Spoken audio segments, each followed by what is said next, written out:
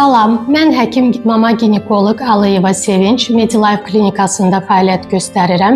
Bugün sizə Down sindromu ilə bağlı və başqa xromosom xəstəlikləri ilə bağlı qısaca bir məlumat vermək istəyirəm. Down sindromlu uşağın doğulmasında vacib deyil ki, valideynlərdən biri və yaxud da ki, ikisi də bu sindromun daşıyıcısı olsunlar və ya hər hansısa bir valideyn xəstə olsun. Əsas faktorlardan biri yaş faktorudur. Yaş 35 və üzəri olarsa, bu halda yumurta hüceyrələrinin keyfiyyəti azalır və uşağın xəstə doğulma ehtimalı artır. Tam sağlam valideynlərin də hər hansısa bir xromosom patologiyalı uşağı doğula bilər. Faktorlardan biri isə cinsəl hüceyrələrdir.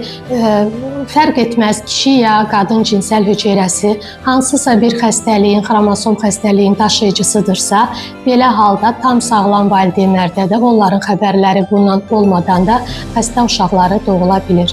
Hamilələrə məsləhət görərdim, müayinələrdən vaxtında keçsinlər və mən və yoldaşım sağlamıq, bizim xəstə uşağımız ola bilməz deyə düşünməsinlər. Medilife, etibarın və sağlamlığın ünvanı.